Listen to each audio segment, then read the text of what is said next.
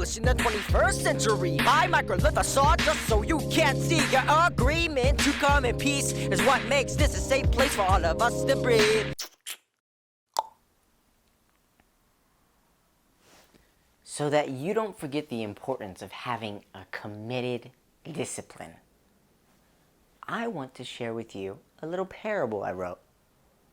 It's called The Parable of the Sailor and the Rainbow Bridge. I want you to imagine a boat. It's the only boat in a land where resources are depleting and the daily uproar of life's excitement is quieted by desire. In this land, the people are afraid of the sea. It is believed to be an uncharted, dark, and scary territory. And not everyone comes back once they leave. Yet, an ambitious sailor, the owner of this boat since he was a boy, pins up an advertisement all over town that says, "The treasure of the rainbow mist is beyond this island. Only the best crew may partake in the adventure to find it. Monsters will come up, men will be lost, some will give in to the ocean's torment.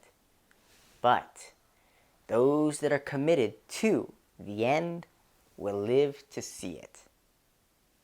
Courage in action is the biggest question of this advertisement.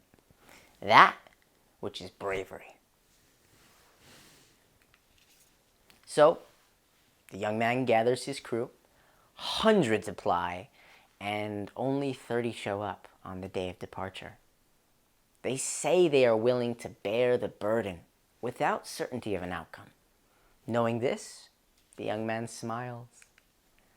During this adventure at sea, men do get eaten by monsters. They do become lost, with no way to track where they're going. And they throw themselves overboard to drown when personal hope is lost. With each loss of a member, the chances of survival for the entire crew diminish. The few that remain are steadfast and serve as the only hope for the remaining survivors. Each of them learns all of the roles of the fallen ones as the sailor works heavily to make up for their loss. They are all accountable to one another's future. One day, they come across the rainbow mist. It sweeps the haze along the ocean current. Visible yet invisible. It appears as the most beautiful treasure they have ever seen. As the wind blows, they follow its transcendence, but soon it disappears. The crewmates criticize the sailor, having risked their lives for the rainbow mist that no longer exists. Yet the young man assures them that if they continue, they will live to see it again. Then one day the sailor gets sick. His bodily stress from having led the ship's voyage has taken its toll. He reminds the crew that they have taken themselves this far. They must rely on their own practices to keep the boat afloat. Days thereafter, the rainbow mist shimmers into view again, and as they gaze upon its glory, they do everything they can to find the end of the rainbow, astonished yet hardened in their determination. Yet, it suddenly disappears again, and they lash out at the ill young man who quietly raises his strength to tell them to continue their way. He insists. So, they follow the rainbow's trace and take turns changing positions on the boat. They grow weary, but before their dissatisfaction with the sailor hits its limit, they see mountains. Filled with absolute joy, they come into a land with a cascade of mountains higher than the eye can see. In complete amazement, they bounce back at each other before the sight of a forest that echoes with wildlife within the inner chambers of the mountains surrounding it. A giant waterfall pours into this heart of nature before them. They rush to wake the young man from his illness and lift him as high as they can to carry him to the waterfall. There, they can see in the mist, created by water splashing off of the rocks, light reflecting an exuberant, multi-dimensional rainbow. With gratitude, the men and women have him drink the rainbow falls. Their concern for his care and their nurturing presence bring him to life as he watches them dunk each other in the water and shower their bodies under the falls, laughing together happily. When their celebration has quieted, the young man speaks up to share. I am a man of the sea, and you are men of the land. Here, the rainbow has made a bridge over the open sea. Together, our experiences have had a place to meet.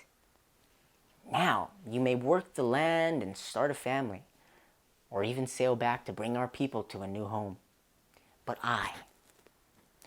once I learn from you what I must know, to work the land, to hunt and grow food, I must embark upon the mountains. In this moment, the men and women realize that along their journey, they had grown to become fine sailors.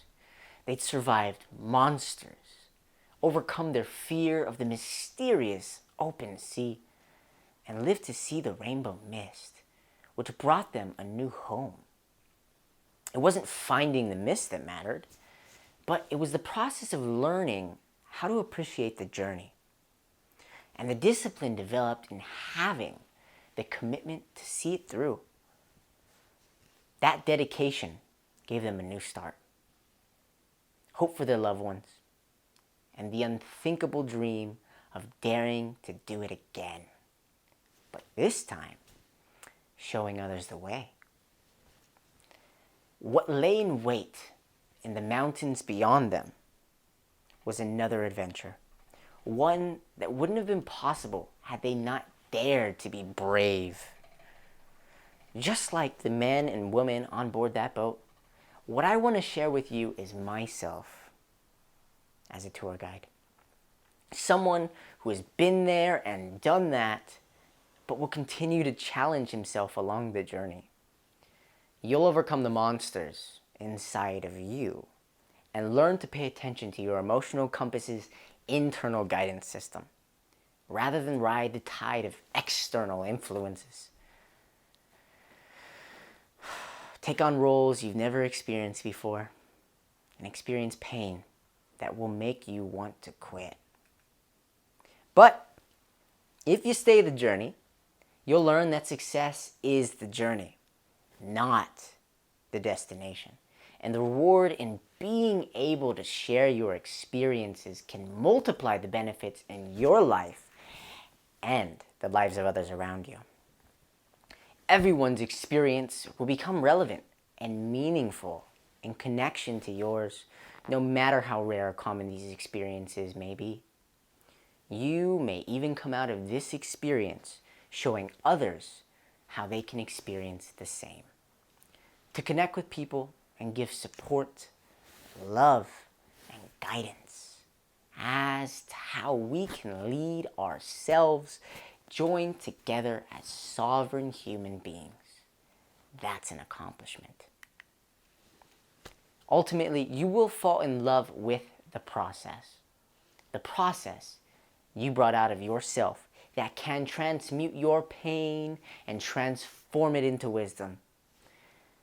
Those same alchemic principles will follow you as you climb your mountains and continue to discover your own journey, your freedom journey, and find the truth that leads you to walk in your calling, and that which inspires others to find theirs. As an example, emotionally free and healed spiritually, we'll be brought together with love by the motive op familia. Thank you for listening to my story today, giving me your time and attention to hear the parable of the sailor and the rainbow mist. It was my pleasure writing it and sharing it with you. I hope you took away something valuable that will help you in having the committed discipline and the dedication to see your actions through.